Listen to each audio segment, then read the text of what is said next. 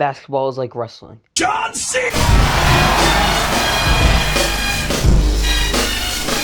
The fans enjoy the stars who are flashy and charismatic, but not always the best talent. Just because you score 40 a night and 30% shooting, James Harden, does not make you a great player. Many players get overlooked due to small market teams, getting lost in the shuffle of a great era, or outshined by a brighter star on their own team. I am the Exton Sox, and here are the 5 most underrated players in NBA history. Number 5. Chauncey Big Shot Billups. You were just to look at the fact Chauncey Billups changed teams 9 times and played for 7 different franchises. You would think he's about as good as Tim Thomas. No, not the goalie. The basketball player. Well, you'd be dead wrong. You're stupid. Yes, Chauncey was a journeyman, but that did not stop him from being a damn great basketball player. In 2001, the Pistons were on the treadmill of mediocrity, kind of like the Bengals. They won 50 games, but got spanked by Boston in the Eastern Conference semifinals. 2002, entered Chauncey Billups. Ta-da! That season, the Pistons lost in the Eastern Conference Final, and by the 03-04 season were NBA champions. Chauncey Billups put up 16.9 points per game and 5.7 assists per game in the Pistons championship campaign and even won Finals MVP. Yet, he was about as well known as Willie Robertson from Duck Dynasty. If the Pistons didn't draft Darko Milicic, that's another video, Chauncey would be a multiple-time champion along with Carmelo Anthony and Ben Wallace. A 5-time All-Star, was always in the shadow of Ben Wallace and Carmelo Anthony. If you just asked a millennial who was nicknamed Big Shot, none would say Chauncey. Most would say LeBron James. Chauncey, I'm here for you. Number 4, Kevin Johnson. Pop quiz. Who played point guard for those early 90s Suns teams? If you said Steve Nash, you're naughty. It is none other than the most underrated mayor of Sacramento, Kevin Johnson.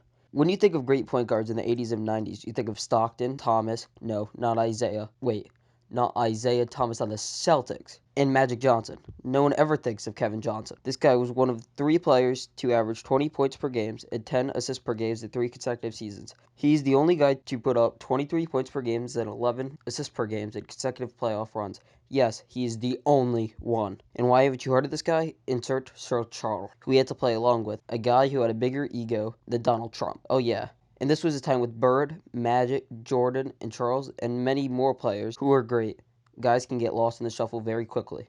A guy who average career numbers of 17.9 and 9.1 to never be talked about shows you how great the 90s were, or how boring Phoenix is.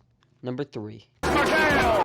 Batman had Robin, Jordan had Pippen, and Larry Bird. Please no jokes about dying at 75.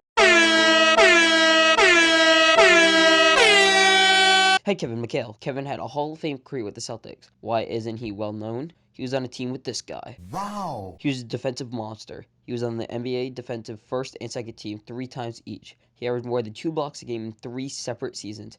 He was a major key to the 83 and 86 titles. In 87, he averaged 26.1 points per game and 9.9 rebounds per game. Why on earth was this guy underrated? That year, he wasn't even the best forward on his own team. His best campaign, his teammate won MVP. Kevin McHale must have gave that "you're kidding me" face to Bird a lot, who shined brighter than a diamond and left McHale's status as "you play for the Celtics. Why is the number 3 and not 1? Well, the NBA actually respected him. He was named on the NBA's 50th team in 96, a 2-time 6th Man of the Year, and was inducted to the Hall of Fame in 1999.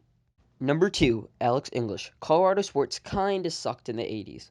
There was a young, not nearly as good Elway. The Avalanche were relatively new, and the Rockies were a mountain range, not a pretty bad baseball team. Yo, Adrian! I did it! So why would anyone pay attention to the Nuggets? Maybe because for a 10-year stretch they had an absolute scoring machine. In 76, the Bucks drafted Mr. English 3rd overall. What 3rd overall pick starts in 6 games? The Bucks franchise obviously was not too smart. He averaged a whopping 9.6 points a game in his 3 seasons as a Buck.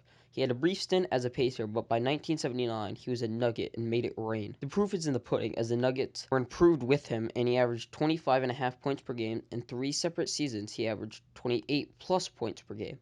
He was an 8-time All-Star, 3-time second-team player, scoring champion, and in 2006, a Hall of Fame inductee. So why is the man with the 15th most points in NBA history underrated? Simple. Denver is a football town, not a basketball town. At his peak, the NBA was the Bird vs. Magic show. He was just outshined, but really deserved a ton more attention, as he was a great player. Number 1, Elvin Hayes. This one was easy. Elvin is by far top big man in NBA history. So why are you looking at me like this guy sounds more like a country star than an NBA great? Well, back in the day, the 76ers were not a circus attraction and were a pretty good team. and them, the Lakers and Celtics, ran the NBA. To be fair, not many other teams mattered, so a lot of great talent were not really recognized. That's about as big of an understatement as saying Tom Brady is a good quarterback. He won a title in '78 with the Bullets and put up 21 and 12 career numbers. He was a 12-time All-Star, 3-time first and second team player, 9th in scoring, and a Hall of Fame inductee in 1990. You would think he is opening for Luke Bryan and not on the NBA's 50th anniversary team. That's all for today. Be sure to like and subscribe, and I will catch you next time. I was the X and Sox. Thank you for watching.